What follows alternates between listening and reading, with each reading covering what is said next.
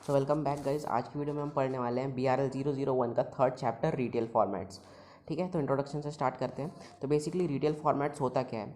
तो retail format एक retail business का बेसिक स्ट्रक्चर होता है जो कि डिज़ाइन किया जाता है एंड कंज्यूमर तक प्रोडक्ट कन्वीनियंटली पहुंचाने के लिए। ठीक है, ताकि एंड यूज़र तक ईजिली जो प्रोडक्ट पहुंच सके। अब नेक्स्ट जो है, जो रिटेल फॉर्मेट्स है वो काफ़ी टाइम से बहुत ज़्यादा डिफ़र करता है। ठीक है, हर एक रिटेल फॉर्मेट जो होता है डिफ़र करता है। जैसे कि सब्जी मंडी हो गई, ठीक है, वो अलग हो गया। वीकली मार्केट हो गया, वो अलग हो गया। ठीक है, किराना स्टोर्स हो गए, वो अलग हो गया। मॉम्स एंड पॉप स्टोर हो गए, ये अलग हो गया। डिपार्टमेंटल स्टोर हो गया, ये अलग हो गया। मॉल्स हो गए। ठीक है, इसी तरीके से बहुत सारे फॉर्मेट्स हैं। ये डिफरेंट डिफरेंट फॉर्मेट्स होते हैं। बेसिकली इनका एम होता है आप तक प्रोडक्ट ईजिली और कन्वीनियंटली पहुंचाना। ठीक है, अब इंडिया में जो है ये काफ़ी पहले से चालू हो गया था और सबसे पहले मॉम्स एंड पॉप्स स्टोर्स के थ्रू ही ये चालू हुआ था और अब ये धीरे धीरे डेवलप्ड होते जा रहा है। सो अब आ जाता है theories of structural changes in retailing. तो बेसिकली इसमें होता ये है कि टाइम टू टाइम जिस तरीके से रिटेल अब इवॉल्व होते जा रहे हैं ना, तो उसके बारे में हम इसमें पढ़ने वाले हैं कि किस तरीके से स्ट्रक्चरल चेंज आते जा रहे हैं हम रिटेलिंग में। ठीक है, तो इसकी कुछ एक थ्योरीज़ हैं। तो सबसे पहली थ्योरीज जो बुक में दी हुई है वो है द व्हील ऑफ रिटेलिंग। तो द व्हील ऑफ रिटेलिंग के अंदर होता क्या है? बेसिकली ये जो थ्योरी है ना, इसको मैलकॉम पी मैकनायर ने दिया गया है, जो कि हार्वर्ड यूनिवर्सिटी से है। तो इन्होंने क्या बेसिकली कहा है कि जब भी कोई मार्केट में नया बंदा आता है, नया बिजनेस सेटअप करता है, तो उसको कोई जानता नहीं है, उसका गुडविल नहीं है, तो दैट इज़ वाई वो प्रोडक्ट उसका कोई क्यों खरीदेगा। तो क्योंकि उसको अपना प्रोडक्ट बेचना होता है, तो उसके लिए वो क्या करता है कि कम रेट में प्रोडक्ट को बेचता है और दिखाता है कि मेरा प्रोडक्ट जो है काफ़ी अच्छा है। अब धीरे धीरे उसके कम प्राइस होने की वजह से लोग उस प्रोडक्ट की तरफ अट्रैक्ट होते हैं और जब खरीदने लगते हैं, और अगर प्रोडक्ट की क्वालिटी अच्छी है तो उसको बार बार खरीदते हैं। तो बेसिकली उससे क्या होता है कि उसका जो मार्केट है वो डेवलप होता है, उसके नंबर ऑफ़ सेल्स बढ़ जाते हैं, number of people who are purchasing his product वो भी बढ़ जाते हैं। तो उससे होता क्या है, इसका प्रॉफिट जो है अब धीरे धीरे बढ़ने लगता है। तो अब ये क्या करता है कि क्योंकि उसका प्रॉफिट बढ़ा है, तो अब वो धीरे धीरे अपने स्टोर को अपग्रेड करेगा, बड़ा करेगा। ठीक है, धीरे धीरे वो अपने स्टोर में न्यू सर्विस लाएगा, न्यू लाइनअप्स लाएगा, न्यू फीचर्स लेके आएगा, जैसे क्रेडिट का सिस्टम हो गया। इस तरीके से वो अपनी दुकान को अपग्रेड करेगा और फिर प्राइसिंग में भी वो चेंजेस कर देगा। अब क्योंकि उसका गुडविल बढ़ चुका है तो अब वो प्राइस बढ़ा देगा। और उसके बाद नेक्स्ट होता ये है कि प्राइस बढ़ जाता है और फिर वो अपने दुकान को अपग्रेड करता है, और ऐसे करते करते अपग्रेड करते करते ये फिर धीरे धीरे एक डिपार्टमेंटल स्टोर तक पहुंचा जा सकता है। तो आज के टाइम में जितने भी मॉल्स और जितने भी डिपार्टमेंटल स्टोर्स हैं वो भी इस चेन के थ्रू गए हैं। और अब जो जितने भी नए और बंदे आएंगे जो बिजनेस सेटअप करेंगे वो भी इस साइकिल के थ्रू होके जाएंगे। ये इस थ्योरी में है। नेक्स्ट आता है डायलेटिक प्रोसेस। अब इस डायलेटिक प्रोसेस में होता ये है कि इसमें होता है ना कि जब जो जो भी different type of business models हैं, जैसे दो अलग अलग बिजनेस मॉडल्स हैं। ठीक है, सपोज करते हैं एक डिपार्टमेंटल स्टोर हो गया और एक डिस्काउंट स्टोर हो गया। तो डिपार्टमेंटल स्टोर के फीचर्स क्या होते हैं कि हाई मार्जिन होता है, लो टर्नओवर होता है, हाई प्राइस होता है और फुल सर्विस होता है, और डाउनटाउन लोकेशन पे होता है बेसिकली। और उसके बाद अच्छी खासी फैसिलिटीज़ उसमें अवेलेबल रहती है। बट डिस्काउंट स्टोर पे ऐसा नहीं होता। आपको कम मार्जिन में प्रोडक्ट्स मिल जाएंगे और इनका टर्नओवर भी हाई होता है क्योंकि ज़्यादा प्रोडक्ट इनके बिकते हैं, और इनके प्राइसेस भी लो होते हैं। और सेल्फ सर्विस इसमें बेसिकली होती है, आपको सेल्फ सर्विस यूज़ करनी होती है।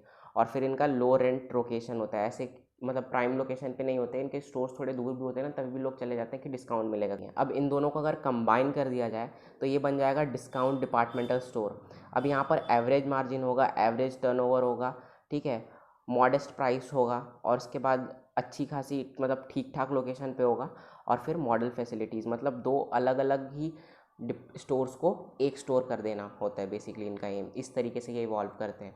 अब नेक्स्ट आ जाता है नेचर सिलेक्शन। अब नेचर सिलेक्शन में बेसिकली होता है ये सबसे ज़्यादा इंपॉर्टेंट है। ठीक है, इसमें आपको कुछ माइक्रो एनवायरमेंटल चेंजेस के बारे में ध्यान देना पड़ता है, जैसे कि पॉलिसीज़ क्या क्या आ रही है गवर्नमेंट की नई, लोगों की टेस्ट एंड प्रेफरेंस किस तरीके से चेंज होते जा रही है।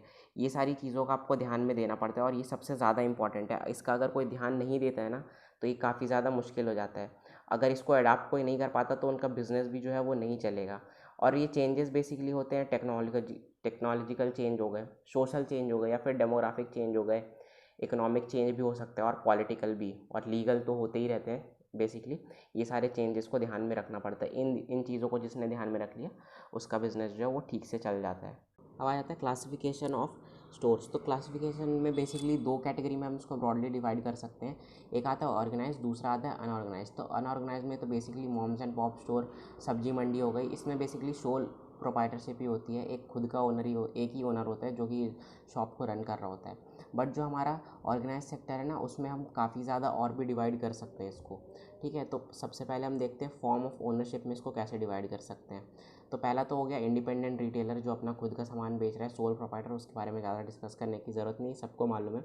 नेक्स्ट आ जाता है रिटेल चेन। अब रिटेल चेन में होता क्या है ना कि इनमें बहुत सारी जो इंडिपेंडेंट लोग हैं वो लोग मिलकर एक स्टोर खोलते हैं, एक स्टोर नहीं, बेसिकली मल्टीपल स्टोर्स खोलते हैं, और इनका मोटिव ये होता है कि ना ये ज़्यादा एरिया तक पहुंच सके, और ये सब कुछ डिसीजन जो है सेल परचेज़ की डिसीजन है ये सब मिलकर लेते हैं, कितना इन्वेस्टमेंट करना है ये सब मिल के लेते हैं, ठीक है। कोई एक इस बारे में डिसीजन नहीं लेगा, और ये चेन है क्योंकि तो इनको फ़ायदा ये रहता है कि ये काफ़ी ज़्यादा एरिया तक अपने प्रोडक्ट्स एंड सर्विस को पहुंचा सकते हैं, ठीक है। नेक्स्ट आ जाता है हमारा रिटेल फ्रेंचाइजिंग। रिटेल फ्रेंचाइजिंग में बेसिकली ये होता है, एक फ्रेंचाइज़र होता है और बाकी एक फ्रेंचाइजी होती है, ठीक है। फ्रेंचाइज़र बेसिकली ओनर भी हो सकता है उस कंपनी का, मैन्युफैक्चरर भी हो सकता है, ठीक है, और उसके बाद होलसेलर भी हो सकता है, कोई भी हो सकता है।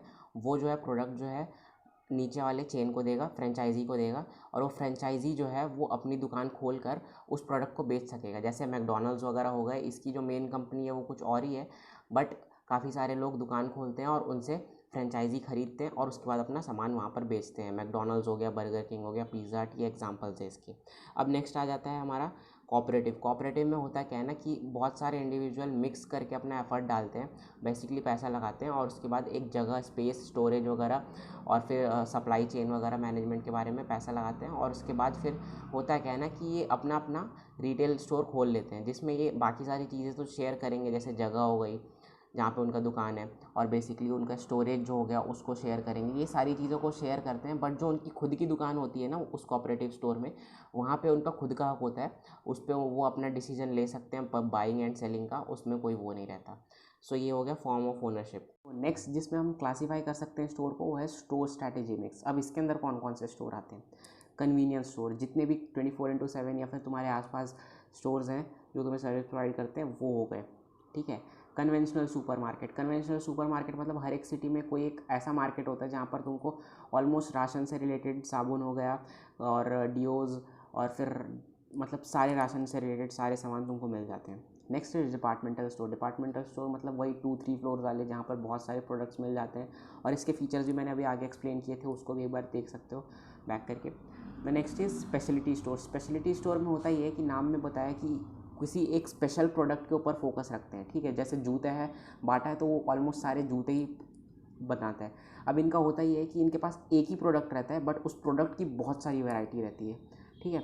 जैसे बाटा हो गया तो वो फुटवेयर में ही ज़्यादा फोकस करता है, तो बहुत सारे शूज़ और सैंडल्स, चप्पल्स, ये सब देखने के लिए मिल जाते हैं।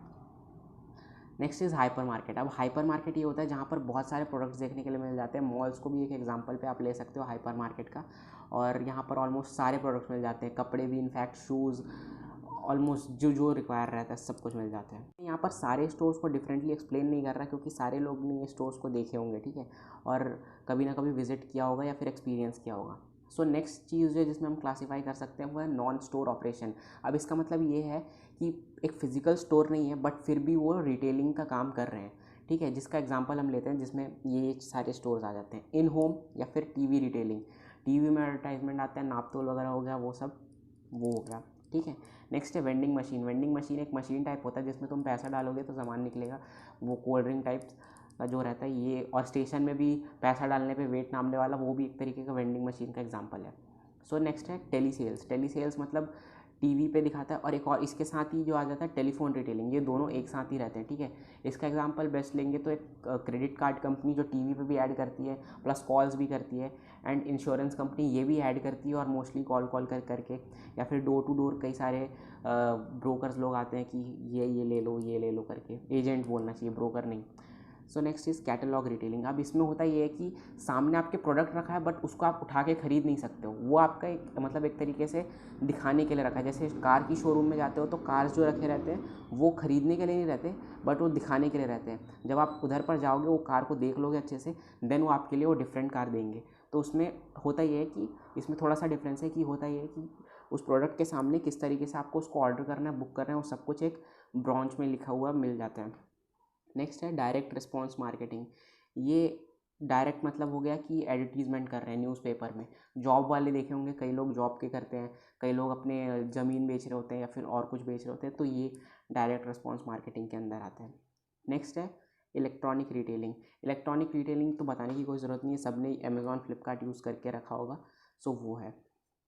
जिस तरीके से हम क्लासीफाई कर सकते हैं वो है मॉडर्न फॉर्मेट्स, ठीक है। अब मॉडर्न फॉर्मेट्स में जो जो स्टोर्स के एग्जांपल्स आ रहे हैं, इनका मैं बस नाम लूँगा क्योंकि मैंने पहले ही एक्सप्लेन कर दिया है, ठीक है। तो पहला आता है डिपार्टमेंटल स्टोर, ये भी मॉडर्न फॉर्मेट है क्योंकि पहले ऐसे नहीं हुआ करते थे। वैरायटी स्टोर, वैरायटी स्टोर मतलब काफ़ी डिफरेंट रेंज ऑफ प्रोडक्ट मिलेंगे, पहले ऐसे नहीं हुआ था क्योंकि पहले तो एक ही राशन वाली दुकान है तो वो सिर्फ राशन बेचेगा, वैसा होता था। Super market and hyper market, यहाँ पर भी ह्यूज वैरायटी ऑफ प्रोडक्ट्स मिलते हैं। कन्वीनियंस स्टोर, वो भी आजकल अभी खुलते हैं, पहले नहीं खुलते थे, मतलब पहला ऐसा कोई 24/7 वाला सिस्टम नहीं हुआ करता था। तो कन्वीनियंस स्टोर भी मॉडर्न फॉर्मेट्स के अंदर आता है। नेक्स्ट है डिस्काउंट स्टोर।